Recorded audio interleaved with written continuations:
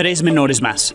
Una masacre en Panteló, Chiapas, contra 5 integrantes de una familia dejó 3 menores de edad asesinados, que se suman a 10 más en menos de un mes en ese mismo estado. Primera gira. Claudia Sheinbaum y Andrés Manuel López Obrador comenzaron la primera gira de trabajo juntos. Hoy se reunieron con las familias de los mineros de pasta de Conchos. En el camino, un auto de la comitiva de Sheinbaum chocó contra otro vehículo dejando una persona muerta y varios heridos.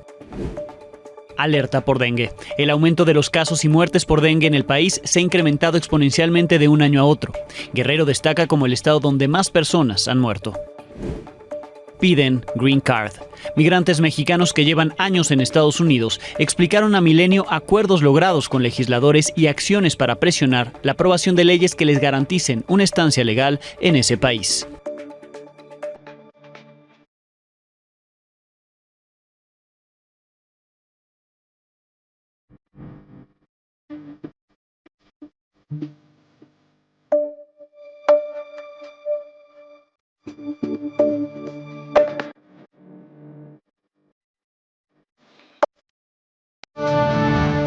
Muy buenas noches. Chiapas fue escenario de otra masacre.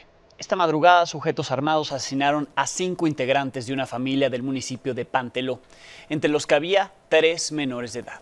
El grupo armado llegó a la casa de las víctimas y les disparó mientras estaban dormidos. Tras el ataque, elementos del ejército capturaron a 3 hombres supuestamente relacionados con este multihomicidio. A través de un comunicado, la Fiscalía informó que después de las detenciones ocurrió un enfrentamiento entre civiles armados y autodefensas que dejó una persona muerta. Apenas el 22 de mayo, el equipo de Milenio estuvo en Panteló, donde documentó el abandono y la inseguridad en la que vivían los pocos de los pobladores que ahí seguían. Con los 3 menores asesinados en Panteló, en el último mes han sido asesinados 13 menores de edad en distintos hechos en Chiapas, la mayoría en ataques armados. Este es un trabajo de Jonathan González. El asesinato de una familia en las cuales 3 niñas y niños entre 2 y 3 años fueron asesinados en el barrio de Guadalupe, en Panteló, ¿no? Entonces se trata de una violencia sin precedentes en cuanto al número y en cuanto a la agresividad hacia las infancias y adolescencias. Con este ataque registrado la madrugada de este viernes en la región de Los Altos de Chiapas, suman 13 los menores asesinados por grupos armados en el último mes. Hoy las niñas, niños y adolescentes están enfrentando desapariciones, están siendo parte de homicidios, están siendo reclutados, desplazados, y las graves afectaciones se están dando en la escolaridad, principalmente en las cancelaciones de clases, en su salud física y psicoemocional. Defensores de derechos humanos aseguran que desde 2021 la entidad es epicentro de una cruenta pugna entre criminales y denuncian que las autoridades estatales minimizan y silencian la violencia en pueblos y comunidades. El día de ayer identificamos que las principales víctimas son principalmente hombres adolescentes, siendo el 65% de las víctimas de los enfrentamientos y el 60% de las víctimas por lesiones de arma de fuego, ¿no? Principalmente identificamos que se trata de jóvenes en edades entre 15 y 17 años, siendo 17 años la edad más frecuente. Hasta ahora han identificado 30 municipios como los más violentos, entre ellos Acapetagua, Berriozábal, Chicomucelo, La Concordia, Oxchuc, Panteló, Rincón Chamula, San Fernando, Simojovel, San Cristóbal de las Casas, Tila y Villaflores. Y preocupa que los cárteles y grupos criminales ya no se tienten el corazón con las infancias. Consideramos que Chiapas se convirtió en los últimos años en un territorio clave para el tráfico de armas, drogas, para la trata de personas, y esto está trastocando la vida cotidiana de las niñas, niños y adolescentes de las diferentes comunidades, poblados y barrios. Niñas, niños y adolescentes tienen derecho a que se les preserve la vida, a la supervivencia y el desarrollo. Pese a ello, el año pasado, 2.319 menores de los 0 a los 17 años fueron víctimas de homicidio a nivel nacional, según el Secretariado Ejecutivo del Sistema Nacional de Seguridad Pública. Los estados con más casos son Michoacán, Guanajuato y el Estado de México. Desde Chiapas, Para Milenio Noticias, Jonathan González. En otro punto, habitantes desplazados de Tila, Chiapas, informaron que en los 2 albergues instalados en el poblado de Petalcingo y en la cabecera municipal de Yajalón hay 12,000 personas que huyeron de la violencia del grupo criminal, quienes han recibido presiones del gobierno municipal para retornar a sus hogares. Señalaron que no han acudido al módulo de atención de la Secretaría del Bienestar, que está instalado en la escuela de Tila. Aseguraron que regresarán a ese lugar, a su comunidad, hasta que les garanticen seguridad. En este albergue nos lo están cancelando el consumo de agua potable, nos lo están provocando que se están tapando los drenajes, nos los están escondiendo las despensas con el objetivo de que digan de que ya no hay nada que darles de comer y ya nos subamos a Tila. Hoy el presidente Andrés Manuel López Obrador aseguró que la situación en el municipio de Tila está regresando a la normalidad. Veíamos a sus pobladores dicen lo contrario. El presidente insistió en que todo se trata de un problema entre grupos de pobladores, el cual dijo se resolverá con un acuerdo. Un llamado a que no se enfrenten, que no haya violencia. Pero es que se tiene que llegar a un acuerdo entre las partes. Son 2 grupos, 2 organizaciones que están enfrentadas. Esto viene de lejos. Este es un problema que cuando menos tiene 50 años. Los pobladores tienen otros datos. En este espacio le mostramos las calles vacías de Tila. Además, desde hace 2 semanas documentamos la incursión de comandos equipados con armas largas. Con toda impunidad quemaron casas. Mucho dista esto de ser solo pobladores. Son un grupo criminal. Esta tarde los pobladores acusaron presiones para regresar a su comunidad, como ya veíamos, a pesar de que aún no se les garantiza la seguridad ni se detiene a los responsables de esos ataques, de esos delitos cometidos en su contra. No son pobladores contra pobladores, es un grupo criminal contra pobladores. Todos estos actos se suscitó el día 4 de junio por la noche, cuando decenas de grupos armados autodenominados autónomos, en donde participaron gente de Río Grande, Nicolás Bravo, Unión Juárez, Sañojá Primera y Segunda Sección, todos estos dirigidos por el C. José del Carmen Jiménez Pérez, alias El Quemado, quien es el que encabeza las ejecuciones de las personas del pueblo de Tila.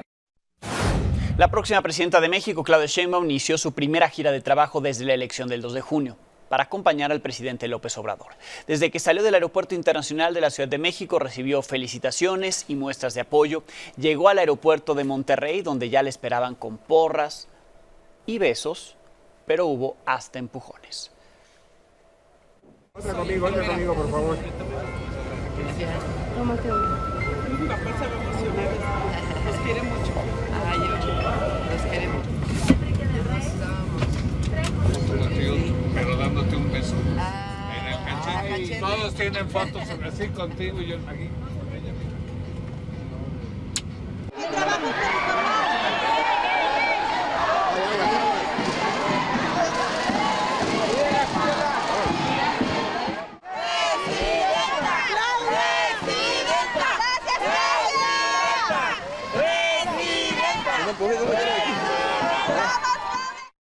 La euforia tuvo una pausa fatal. En su trayecto a Sabinas, Coahuila, al pasar por Monclova, una camioneta de su comitiva se impactó con otra de un particular en la que iban 2 mujeres. Una falleció en el lugar.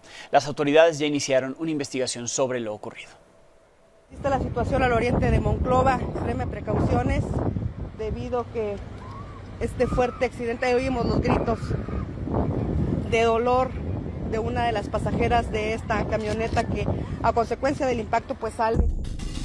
Son imágenes del momento en el que la próxima presidenta de México, Claudia Sheinbaum, se detuvo en su camino hacia Sabinas, Coahuila, para ver el estado de salud de su equipo de avanzada, que apenas unos minutos antes había chocado en el punto conocido como la puerta número 4 de Monclova. Al llegar al lugar ya no contaba con signos vitales por las lesiones que presentaba de acuerdo al traumatismo del impacto de los vehículos. 5 de estos lesionados fueron trasladados al hospital de San José de Monclova, en los cuales 4 sabemos que son de la avanzada de la presidenta electa. El equipo de avanzada de Claudia Sheinbaum estaba conformado por 2 hombres y 2 mujeres que bajaban en una camioneta gris. Venían desde Monterrey y tomaron el libramiento Eliseo Mendoza Berrueto para cruzar Monclova hacia la región carbonífera del estado. Sin embargo, al llegar al entronque con la carretera hacia Madera, no se detuvieron debido a que viajaban a exceso de velocidad y golpearon la camioneta Patriot blanca en la que viajaban 2 mujeres. Y venía a velocidad la escolta. Sí, al parecer ellos no hicieron el alto. Fue el exceso de velocidad, que no hicieron su alto, hicieron el alto correspondiente. ¿Responsable quién aparece? Hasta ahorita no hay determinación, pero aparentemente del vehículo donde viajaban 4 personas que no son de la entidad, pues los que chocaron contra la Patriot, donde pierde la vida la mujer. La víctima del incidente fue identificada como Ernestina Cerda, de 93 años. Iba acompañada de su hija Marta Elena Solís, de 54, quien sufrió una fractura en la clavícula y un edema cerebral leve. ¿Dónde venían ellos? De aquí del rancho del Oro, aquí tenemos un ranchito, a 15 kilómetros de aquí. ¿Sí? ¿Son de Monclova ustedes? Sí, somos de aquí de Monclova. ¿Y con quién venía ella? Con mi hermana. ¿Su hermana estaba bien? Está en el Hospital San José ahorita. Mientras tanto, los 4 lesionados del equipo de Claudia Sheinbaum fueron trasladados a un hospital privado de Monclova, donde su estado de salud se reporta como delicado. Ellos están bien, están en el hospital y lamentablemente el otro carro sí tiene más problemas. Milenio Noticias. La gira continuó. Claudia Sheinbaum se trasladó a San Juan de Sabinas para presentar junto al presidente López Obrador el plan de justicia para Pasta de Conchos. Llegaron en esta camioneta que ya veíamos y escuchábamos, donde ella confirmó una persona fallecida y habló de los heridos de su equipo que se habían trasladado a un hospital. Durante la presentación del plan de justicia para Pasta de Conchos, la lista de los invitados, que era muy pequeña, principalmente para familiares de las víctimas que se mostraron agradecidos con el trabajo del gobierno federal, pues alcanzaron a llegar algunos simpatizantes que en el evento ovacionaron a la próxima presidenta Claudia Sheinbaum, pero también abuchearon al gobernador de Coahuila, a Manolo Jiménez.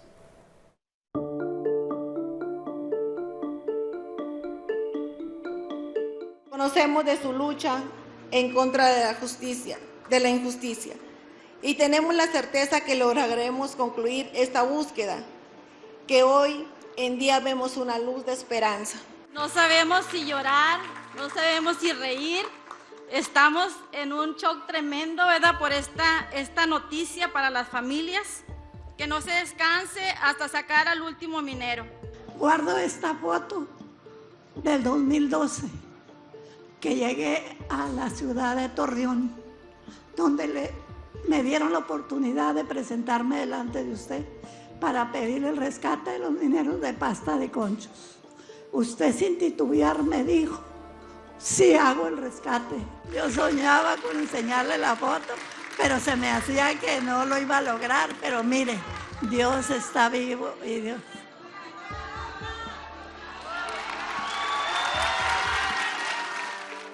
Claro que las cosas cambian, pero te digo, yo ya estoy tan decepcionada de las instituciones, que yo ya lo que prefiero solamente es que me digan la verdad. El 15 de agosto se ingresará las galerías siniestradas para iniciar los preparativos para la rehabilitación de galerías y así el inicio de la búsqueda de los cuerpos de los mineros el 16 de septiembre. Con los avances registrados hasta la fecha, nos sentimos extraordinariamente optimistas para alcanzar el objetivo encomendado por nuestro presidente en beneficio de las familias de los mineros de Pasta de Conchos. Quiero expresarles que si por alguna razón estos trabajos no pueden ser culminados de aquí a que yo tome posesión, me comprometo con ustedes a continuarlos. Deseo con toda mi alma que antes de irnos, pues ya tengamos a los mineros con nosotros. Saludo con respeto a las familias afectadas por la tragedia de Pasta de Conchos y le doy la bienvenida a nuestra presidenta electa, la doctora Claudia Sheinbaum Pardo, a quien felicito por su triunfo. Y le agradezco, estimada presidenta Claudia.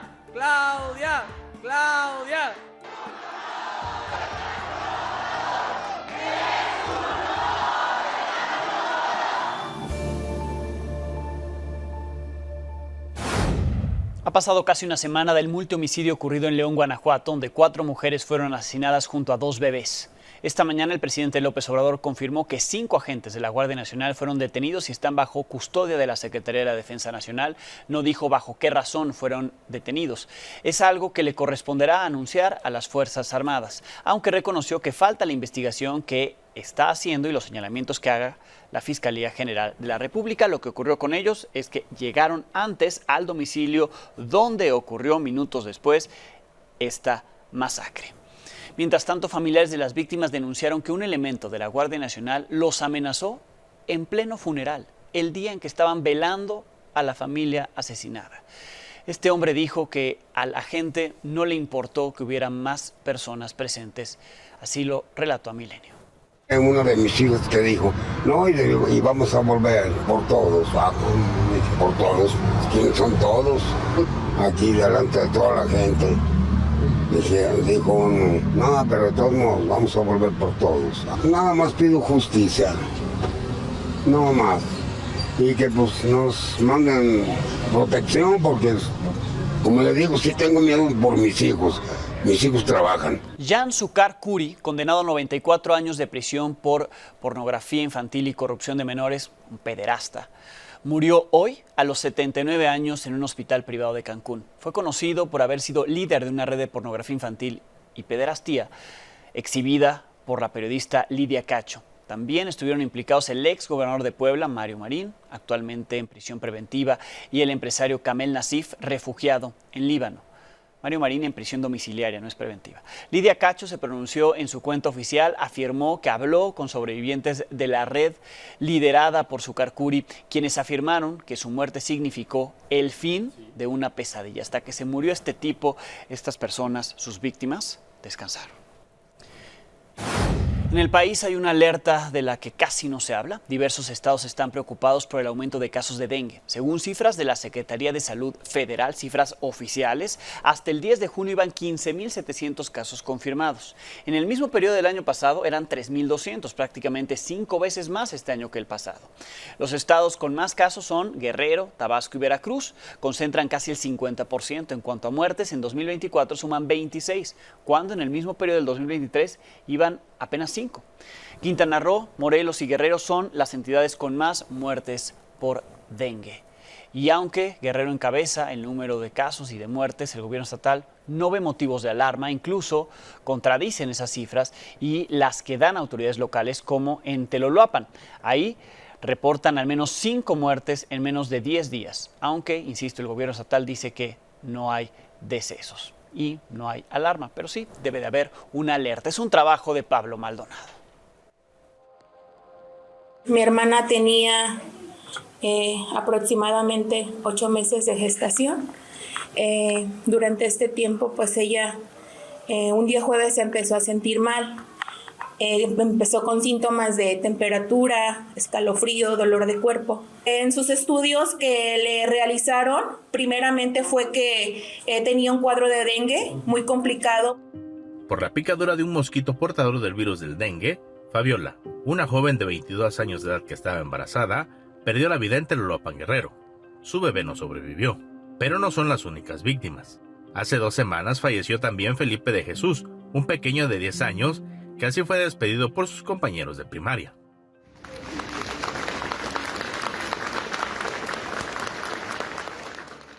El alcalde reconoce que están preocupados. Afirma que llevan 400 contagios. Este dengue que está dando ahorita, la variante que tenemos es atípica, no se había vivido aquí en Teloloapan como tal, entonces sí tenemos muchos casos de dengue. Sin embargo, las autoridades de Guerrero no reportan un solo deceso, pero en Teloloapan, por los obituarios y condolencias, se sabe que a Fabiola, su bebé y Felipe se sumaran a 4 personas más. Pedro, quien era panadero, Francisco, trabajador de una escuela, Constantino, minero, y Cristina, ama de casa, todos fallecidos entre el 28 de mayo y 7 de junio. Pero la Secretaría de Salud Estatal asegura que, pese al incremento de casos, no hay condiciones para declarar una alerta.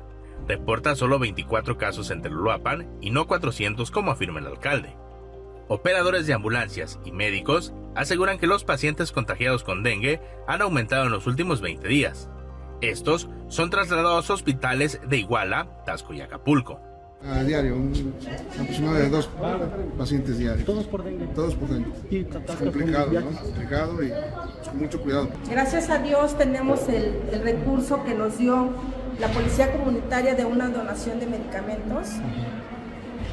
Por el momento con ese medicamento se ha estado trabajando y se está dando el servicio.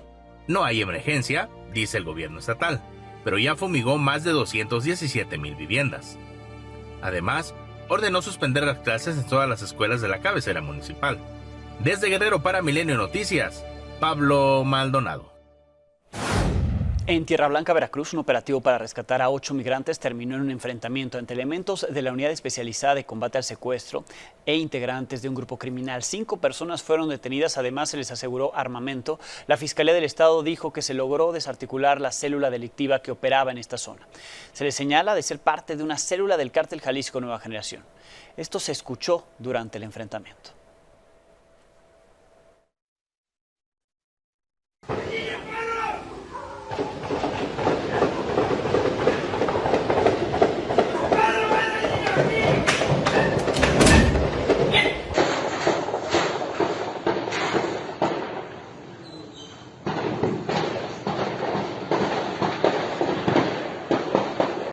En la Cámara de Diputados se presentó el libro Protección Social Participativa para Migrantes en México. Es una investigación de académicos de las universidades autónomas de Morelos, Baja California y Chiapas, donde muestran cómo las necesidades de los migrantes han ido cambiando.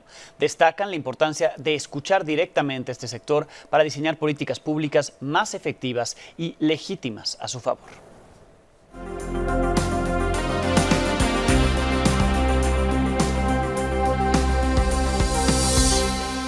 Acompaña en el estudio Eunice Rendón. Eunice, bienvenida. Hola, ¿cómo estás? Buenas noches, Alejandro. Con la presentación de este libro y además con lo que estamos hablando en estas semanas previas al relevo, por supuesto, en el poder legislativo, pero también en el poder ejecutivo, ¿qué políticas deberíamos estar pensando? ¿Una nueva política o la implementación de una política migratoria?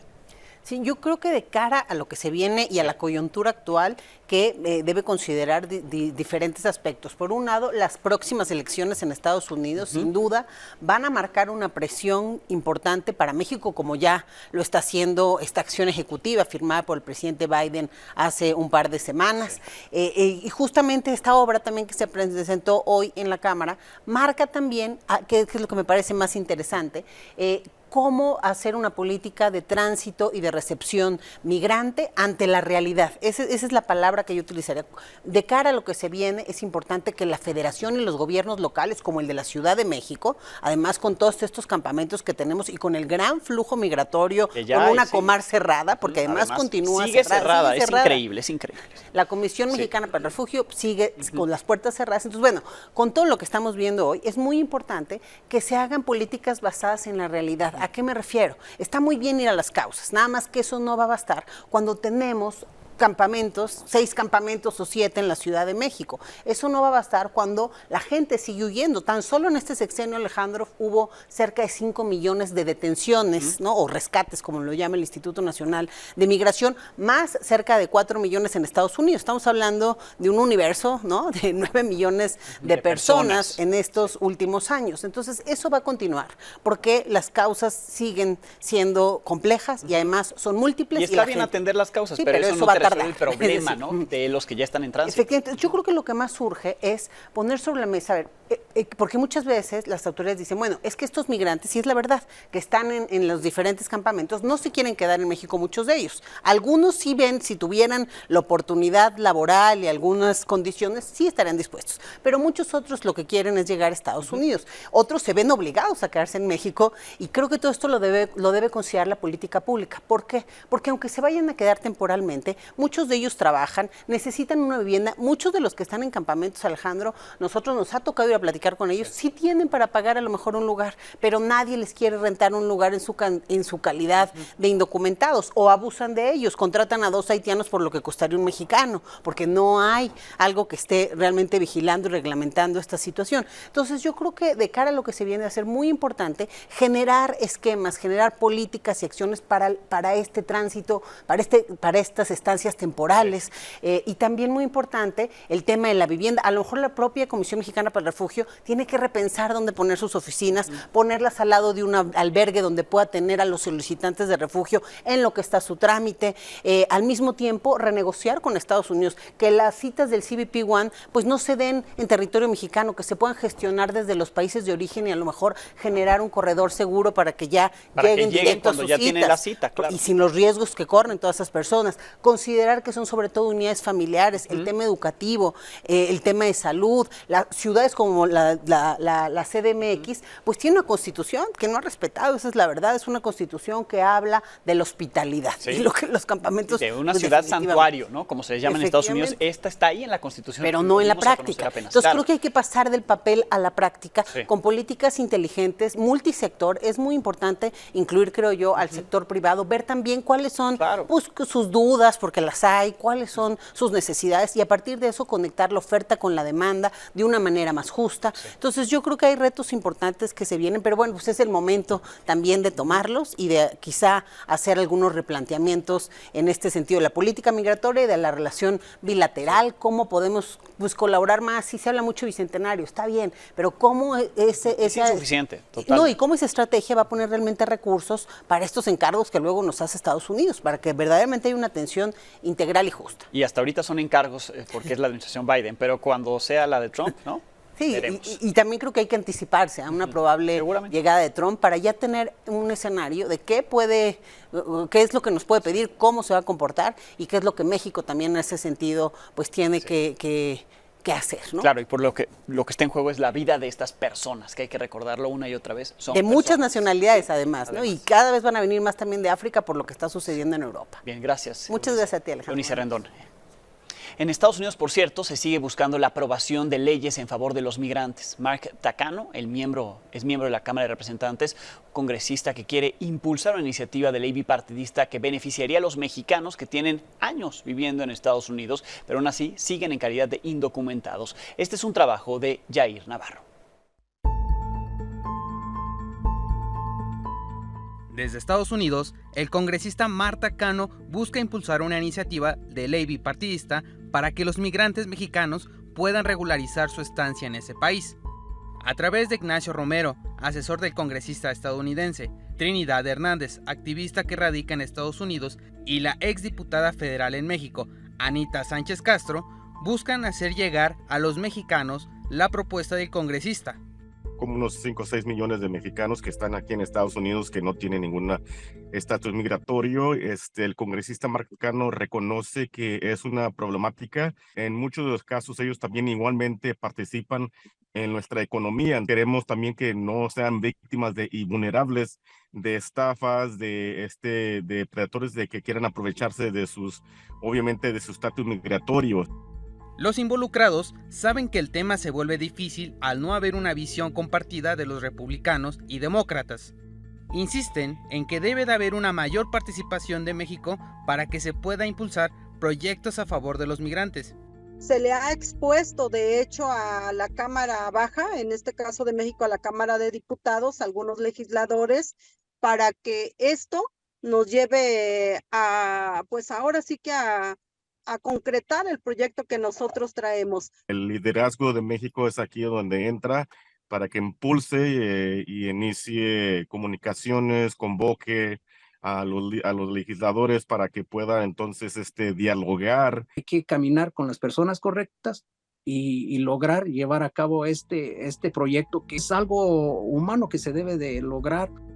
Desde México, el presidente Andrés Manuel López Obrador ha ofrecido hasta promocionar al candidato a la presidencia de Estados Unidos que prometa regularizar a los migrantes mexicanos.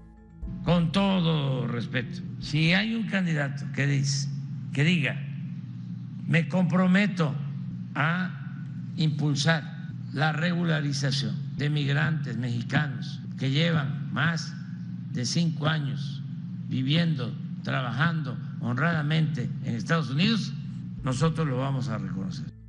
La realidad es que hay mexicanos que llevan más de 30 años viviendo en Estados Unidos y a día de hoy no han logrado regularizar su estancia, lo que los ha detenido para reencontrarse con sus familias. En un periodo de medio a largo plazo, se espera poder impulsar la iniciativa para que sea discutida y pueda ser una realidad que los mexicanos puedan participar en las decisiones de Estados Unidos. Para Milenio Noticias, Yair Navarro. Por cierto, la cadena estadounidense CBS News informó que la administración de Joe Biden podría anunciar pronto, la próxima semana de hecho, uno de los programas de alivio migratorio más grandes en la historia reciente. Sería una política que ofrecería estatus legal a través de permisos de trabajo y protección contra la deportación a quienes estén casados con ciudadanos estadounidenses y puedan comprobar que han vivido en Estados Unidos al menos 10 años. Esto también abriría un camino para eliminar un obstáculo en la ley de Estados Unidos que impide a quienes entraron sin documentos obtener tarjetas de residencia sin tener que salir de ese país. Otro plan de la administración Biden sería agilizar el proceso para que los llamados Dreamers y otros migrantes soliciten exenciones que les faciliten la obtención de visas temporales. El presidente de Rusia, Vladimir Putin, puso las condiciones para iniciar las negociaciones de paz con Ucrania. Entre otras cosas, sigue insistiendo en que Ucrania se retire del territorio que ha invadido Rusia y subrayó que si Occidente y Kiev rechazan de nuevo su propuesta, será su responsabilidad el derramamiento de sangre. En respuesta, el presidente ucraniano, Volodymyr Zelensky, comparó a Putin con Hitler. Украинские войска должны быть полностью выведены из Донецкой, Луганской народных республик. Как только в Киеве заявят о том, что готовы к такому решению и начнут реальный вывод войск из этих регионов, а также официально уведомят об отказе от планов вступления в НАТО, с нашей стороны незамедлительно, буквально в ту же минуту, последует приказ прекратить огонь и начать переговоры. Що це відродження нацизму, це нова хвиля, і тепер цей нацизм, він російський. Так само те, що заявляє Путін, віддати їм частину наших територій, які окуповані і які не окуповані. Говорить про кілька регіонів нашої держави, і він зупиниться, і не буде ніякого замороженого конфлікту. Меседжі ті самі, як у Гітлера, які... El Papa Francisco se reunió este viernes con más de 100 humoristas, comediantes de 15 países. Estuvieron juntos en el Vaticano, entre ellos Whoopi Goldberg, Chris Rock, Jimmy Fallon, Florinda Mesa y Chumel Torres de México, con quienes reflexionó que entre tanta emergencia social, ellos tienen el poder de difundir serenidad y sonrisas. Risa bendita.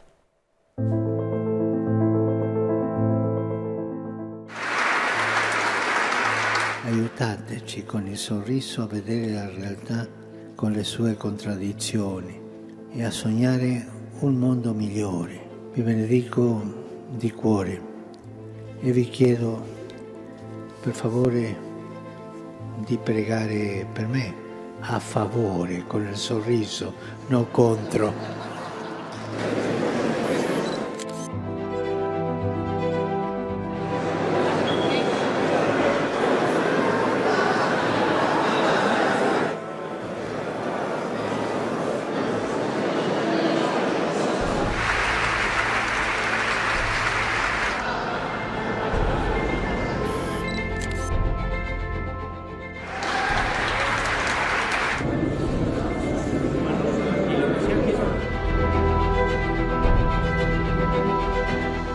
Pausa y volvemos.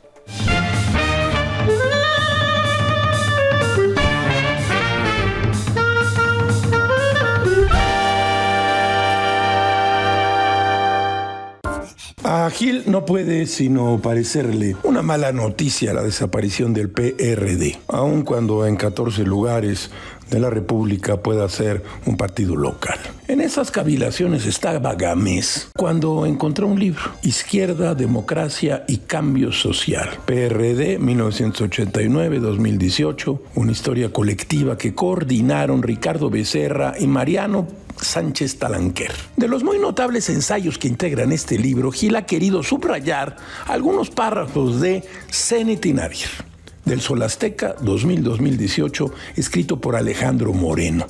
Escuchen ustedes estas 2 tabletas aquí en Milenio Noticias con Alejandro Domínguez. Las preguntas centrales de la competencia electoral en México a finales de los años 80 y a lo largo de los 90 no se centraban tanto en el modelo económico del país como en el modelo político, si continuar con el partido hegemónico en el poder o cambiar, movilizar bajo la lógica de la decisión electoral el tipo de régimen deseable. La capital se convirtió en un bastión perredista desde 1997, cuando Cuauhtémoc Cárdenas ganó la primera elección para la jefatura de gobierno.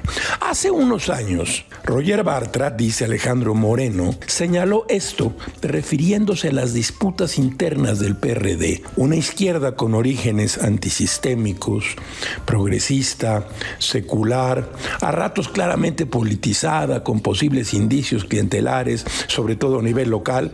Sería una descripción rápida, pero sustancial, que los votantes del PRD han dejado grabada a través del desempeño de ese partido en las elecciones. Todo es muy raro, caracho. Como diría Borges, hay derrotas que tienen más dignidad que la victoria.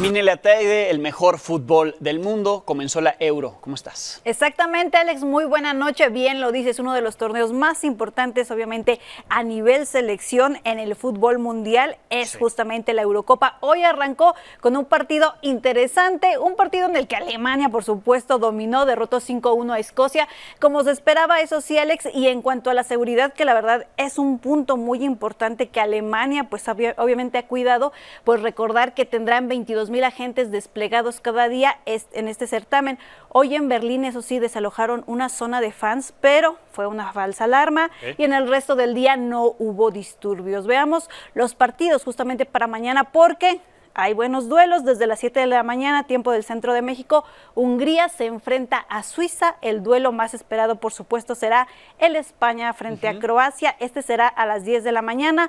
La Roja llega como favorita, ligeramente, eso sí, incluso le ganó recientemente la Nations League a Croacia, pero fue en penales, empataron, recordemos, en tiempo regular. Y, bueno, Croacia, pues también puede ser sorpresa en el último mundial. De hecho, fue semifinalista en Qatar 2022. Y cierra el día Italia, actual campeona de la Euro, frente a Albania. Así es que partidos para mañana, Alex. El estelar de las 10, ¿no? El de las 10 de España contra Croacia. Sí, exactamente. La verdad es uno de los partidos más importantes, incluso de la fase de grupos. Llama muchísimo la atención por el nivel, obviamente, de España, los jugadores que tiene, el nivel que ha mostrado. Pero te digo, Croacia realmente en estos torneos suele ser sorpresa, suele jugar bien. Ya lo ha demostrado en mundiales, ya lo ha demostrado en Euro. Así es que esperamos muy buenos duelos. Y el domingo, Polonia contra Países Bajos, Eslovenia contra Dinamarca y Serbia frente a Inglaterra. También muy buenos partidos, así es que vamos a estar atentos, por supuesto, a todo lo de la Euro y recalcar el tema de, pues obviamente, la seguridad. Sí, y se va a juntar en algún momento el torneo europeo con el del continente americano. Sí, exactamente, o sea, esperemos que también nos dé muy buenos partidos. Podremos el de la Copa América. Exactamente. En cuanto a la selección mexicana, la verdad es que hay muchísimas dudas, Alex, hay que mencionarlo. La verdad es que este proyecto de Jaime Lozano está justamente en medio de un sinfín de rumores, de dudas, de que no sabemos si llegará o no al Mundial del 2026. Dicen los directivos que sí llega Jaime Lozano, pero realmente, pues bueno, esta selección no ha dado un nivel ni pues ha mostrado una forma que realmente pueda ilusionar a los aficionados. Favoritos, por supuesto, Brasil, Argentina en la Copa América, que es actual campeona del mundo, pero México, pues bueno, veremos qué nos muestra y si realmente hay ese cambio generacional que tanto se dice. Una edición especial, además, de la Copa América. Sí, exactamente, una edición especial porque se une CONMEBOL, justamente con la CONCACAF. Recordemos que, pues bueno, al final para la selección mexicana también es como que el proyecto importante previo al Mundial del 2026 es el certamen en donde realmente pues tendríamos que ver en qué nivel está justamente el tricolor, pero recordemos también que apostaron, Alex, por este cambio generacional en el que hay nuevos rostros, en el que hay jugadores que no tienen tanto recorrido. Así es que, bueno, yo la verdad tengo muchísimas dudas respecto a esta selección. Bien, veremos qué tal le va a la selección mexicana en la Copa América, pero seguramente en los siguientes días estaremos platicando mucho contigo de buen fútbol, de estos partidos que se irán poniendo cada vez mejor conforme avancen los dos torneos. en lugar de estar hablando de tanta tragedia acá. Mine, muchas gracias. Muy buena noche. Gracias a Mine Letaide. Con esto nos pedimos. El lunes tendremos algo nuevo que contarle a las 22 horas.